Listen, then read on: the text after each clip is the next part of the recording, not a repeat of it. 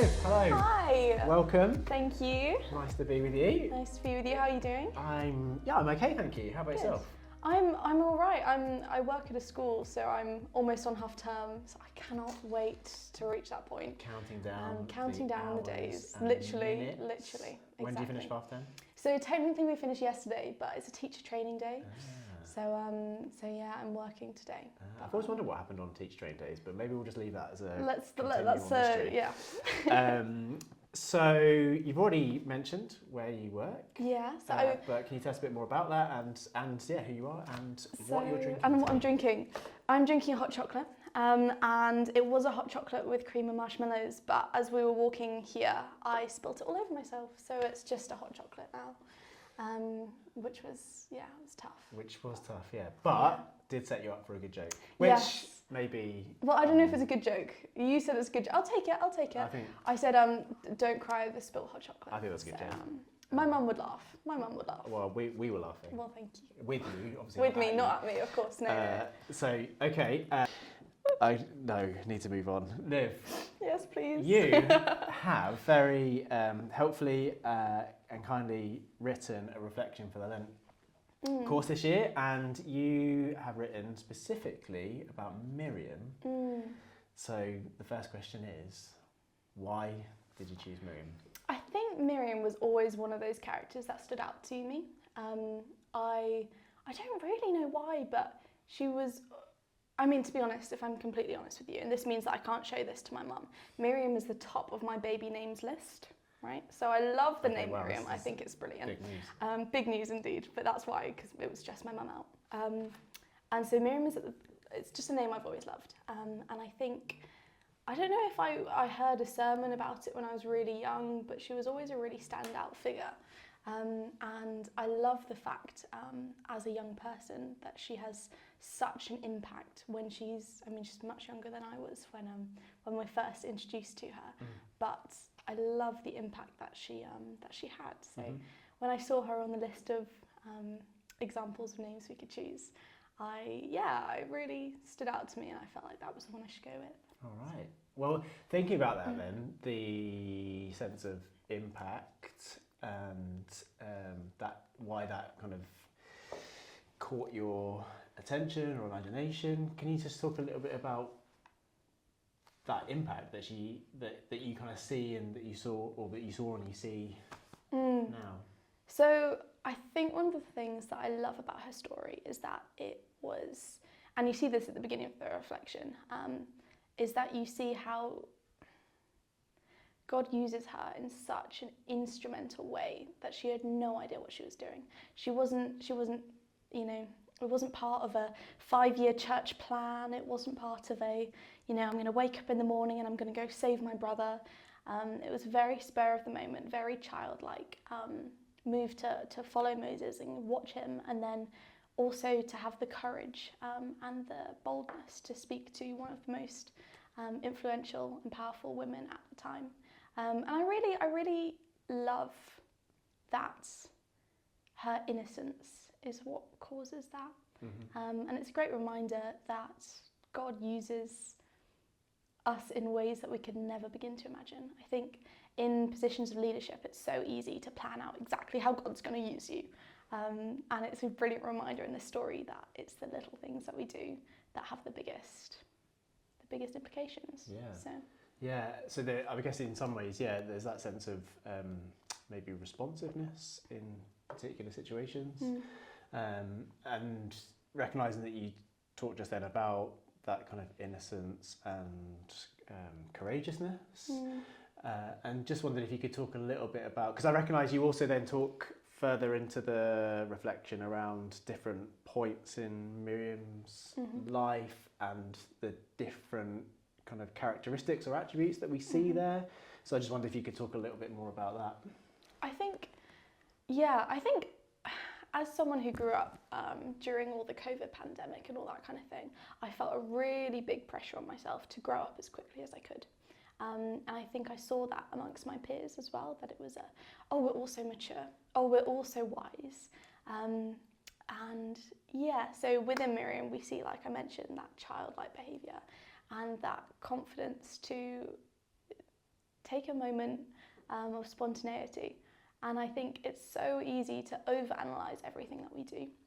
It's so easy to pick apart our intentions and to make sure that we're absolutely doing things for the right purposes. But I can't think of many adults who would confidently, in that context, have gone up to the princess, the daughter of the pharaoh, and say such a bold thing. And I think it's a really good reminder that we can waste so much time trying to put ourselves in a position in which God can use us, and not appreciating that sometimes we just need to let him and trust him, and give it all up and say, you know, I want to be childlike for you. I want to take the risks that a prudent, cautious person might not. Okay. And obviously there's massive amounts of value in being, you know, making sure that you're doing things for the right reasons and taking that time and being contemplative.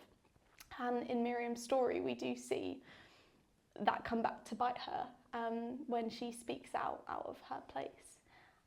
But yeah, it's a really good reminder that we are so much more than our plans, and God has such a bigger plan for us than we can imagine. So, yeah. I think it's really interesting picking up on that point around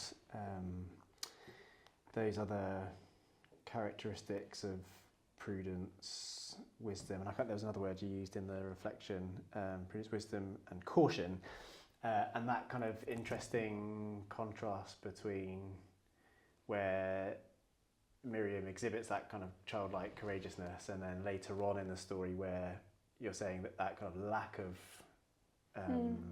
prudence, wisdom and caution then actually is detrimental. So just thinking about the kind of contrast between those two scenarios and those characteristics that we see, I just wondered if you could talk through your kind of, how you see that kind of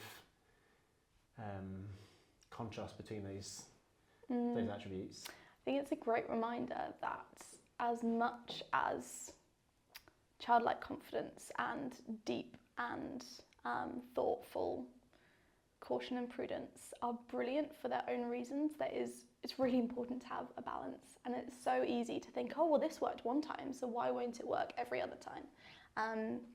And yeah, I think also one of the things that I've really highlighted in the kind of, I don't know, little thing I've written, is how as leaders we're held to a higher standard, and we see that in James, being told that, you know, we have to be prepared to face higher repercussions for our actions. And in Miriam's story, she's mentioned as a prophetess, and that's just brilliant. But then when she and Aaron go on to speak out against Moses, both of them are rebuked, but only Miriam is the one who God causes to become leprous. And that's a really good reminder that actually we've been put in positions of responsibility, and we have to be wise with that. And yeah, I think for myself, it really struck a chord, because I'm really good at going, wow, that worked one time, and everyone's saying how brilliant that was, let me speak out again. And then that not being the best way of going about things. So so there's a sense that it's not a kind of an either or, but actually it's different characteristics and different attributes of leadership, maybe in different contexts related to what's happening in front of you. I'm reading a really good book at the moment. I can't remember who it's by. It's just a little one called Mistakes Leaders Make. And one of the things that is written in it is the importance of having different people in leadership. So in your leadership team, not having everyone being the evangelist and the charismatic one who can chat to everyone, but also having the people who are prayer warriors, and also having the people who go, okay guys, hang on, let's plan this out, let's budget first. And the importance of having a wide range of people in leadership.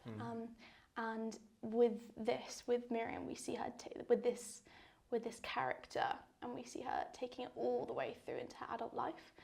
And also not growing from, not expanding her character.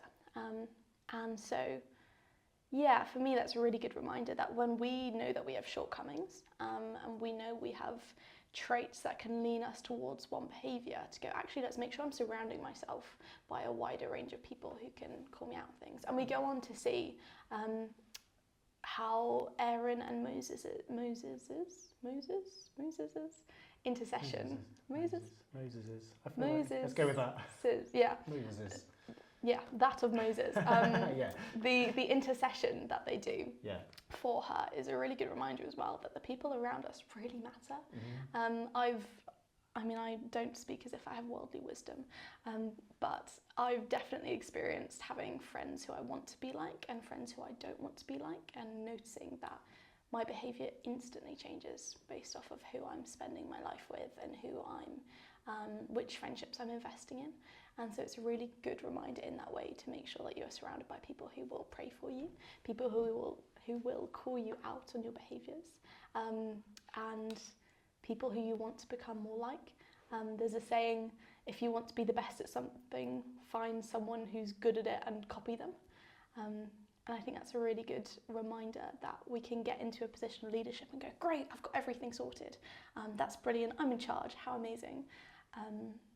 And not appreciating that we need people who are different from us to also be surrounding us. I don't know if that makes sense. Yeah, it makes sense. Yeah, definitely. And can we also just talk a little bit about, because in the reflection you're talking about kind of 3 particular kind of key junctures in Miriam's life, and we kind of touched on 2 of those, but I wonder if we could just talk about the other one in the middle, which is around, well. Yeah. It's following once the Israelites have escaped from Egypt and they've come through the Red Sea, and they are suddenly in this position where they're having freedom for the first time in generations. And they're in the desert and they're wandering around, they don't know what they're doing. And in my head, my logical brain is going, all right, let's make camp, let's find fresh water, let's do a count, let's make sure we've got everyone a little head count. That's the school side of me. And yet the first thing that the Bible records them doing is Moses leading them in worship. And I think it is so easy when we find ourselves in a new stage of life to go, all right, plan, and actually going, no, we need to thank God that we're here. We wouldn't be here. We wouldn't be anywhere. We have no future without him. And the brilliant thing about walking with Jesus is that you get to a point where you're where you recognize your reliance on him. And I love that bit where Miriam and Moses lead the people in worship. And there's a brilliant little song poem that Moses does, and then Miriam goes and she leads the women in singing and dancing with her tambourine. And actually, I was listening to a podcast, The Orchard, and they were speaking about how brilliant it was that they fled. So the Israelites fled so quickly, but Miriam was like, "No, I need my tambourine." And I can't remember who it was who was saying it, but they were like, "Oh no, I would have bought my extra coat and my extra layers and my hat and all my other little practical things. And there's no chance I'd have bought a tambourine with me." But actually going, no, we need to remember what's most important. And as people who naturally don't trust in anyone else except for ourselves for our provision, it's really brilliant to remember that we need to worship first and make that an active choice in your life, not just going, "Oh yeah, I'll worship when I think about it," going, hang on a sec, let's take this moment and recognise that it's all from God, and thank him for that, which is such a blessing to be able to do. So yeah, that's one of the things that that's probably my most joyful part of Miriam's story that I find. And it's a really good reminder that we're not able to do this in our own strength, and thank goodness we're not able to do it in our own strength. So yeah. I love it. No, it's really interesting, and seeing that kind of that thinking about that initial thread around kind of spontaneity, in the sense that there's that kind of childlike courageousness, but then actually in some respects that part of her story representing a kind of spontaneous action of pausing and reflecting. It's like a really interesting kind of bridge between those two things, isn't it? Like creating the space to kind of be reflective and to think and to therefore be in a space or place of gratitude, but that coming across in quite a spontaneous kind of so just really interesting and really helpful that you've kind of drawn out those threads for us.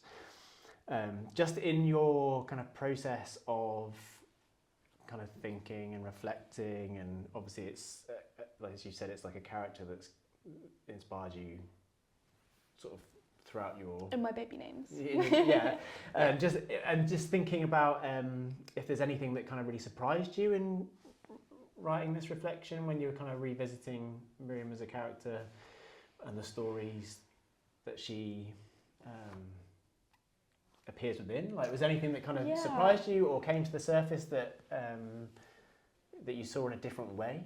So actually, really, yes. I knew obviously the first part of Miriam, and I knew that she goes on to be a prophetess, but I actually hadn't recently read the part about her and Aaron speaking against Moses. And I was speaking to a friend about the fact that I was writing this. I've got a brilliant, amazing, wise friend called Kristen, and I was saying, oh yeah, and then it's the whole part about speaking up against leadership and holding them accountable. She turned around, she went, girl, you know they get punished for that, right? And yeah, it was a really interesting thing for me to then read over and go, we need to keep our egos in check. That's the thing that I think personally I've learned the most from the story of Miriam. It's so easy to become so self-righteous and go, but yeah, God's using me too.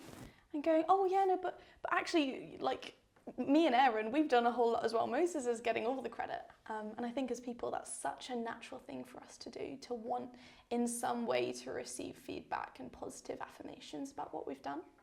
And Miriam is a brilliant reminder that actually we need to make sure we know our place. And as tough as that is, and as countercultural as that is to say, we really, really see that through that bit of scripture. And it's a great reminder that when judging other people and when judging the situations that we've found ourselves in, it's so easy to almost put ourselves on the same level as God and go, well, God thinks Moses is great, but actually I think I'm just as great as Moses, and not recognize that that is elevating ourselves to too high a kind of point. And yeah, recognizing that God has brought them this far. Why are they suddenly complaining about the way that he's doing it? And actually going, yeah, I don't know if this is just something I struggle with, but I quite like being the main person. It's me being very vulnerable. I quite like being the one that everyone's like, oh, do you know Liv? I'm like, yeah, no, I know Liv. And actually this is a really good kind of, I felt really convicted reading this. It was almost as if my Bible was going, yeah, Liv, this is for you, this is your bit. And actually recognising that we don't need to be the main person. If God is using us in some way, that in itself is blessing enough. And we need to make sure that our hearts are recognising that the glorification of God is so much infinitely more important than any sort of glorification of self that we might find ourselves slipping into. So that was that bit really called me out. Yeah. I learned a lot from that bit. Okay, yeah, well thank you for sharing that and for that kind of personal intersection with it. And recognising the value in all of us carrying a tambourine with us at all times to remind us of that very point. So just as we're kind of coming to a close for our kind of conversation today, I just wanted to ask you a question, which is, if I was not sat here and Miriam was sat next to you instead, and you could ask her one question, what would you ask her? Oh, that's a really good one. I think specifically, what have you learned? Like, it's very easy to read about someone else's story and go, man, this is what they've learned from it. And my takeaway from it has been, know your place. But I think hearing Miriam's perspective on it would be really interesting as well. And not just what have you learned from that part of it, the third paragraph, but also from the first paragraph. Like, did you know that God was acting through you? Man, I've got so many questions now. I couldn't think of any, but now they're all coming. Yeah, something along those lines. I like it. Yeah, a bit more of an open-ended. Yeah, really getting into no, I'd want to get to know her. I think we get along. Hearing Miriam's voice and what she. Yeah, 100%. I think it's so easy to think we know characters. just from what we read about them. And in reality, if someone wrote a book about my life, then I think the character that people would get from that would be a very different character to who I actually am. Yeah. Yeah, it's a great answer. Thank you. Really appreciate that. Can I add one more thing? Yeah. In relation to the question that I ask at the end about making sure that the projects and what we're working on at the moment is for God's glorification, not our own. Because it's so easy to start planning things and going, wow, this sounds like such a good idea. Like, man, this is going to reach so many people. But then actually, in the process of trying to do God's work, losing sight of God. And just as a reminder that it's completely okay to plan things, and it's brilliant to be prudent with these things and take time and prayer within it. But also, in something that someone said to me several years ago, God has planned for your incompetence. He knows what you're going to do wrong. And for me, that was massive. Like, that was such a weight off of my shoulders, because I think I spent so much time going, man, am I doing this for the wrong reasons? Am I doing this for, for myself? Am I doing this for, to look good? All that kind of thing. And actually going, God knows that this is how your mind's going to go. So don't stress it too deeply. Do things as best you can, and obviously we need to keep working for things, but God is using you for something brilliant, regardless of how you go about doing that. Yeah. Amazing. Thank you. Yeah, thank you so much. It's been a real pleasure chatting to you and hearing a bit more of the of your kind of thinking and processing of this whole kind of story, a character of Miriam.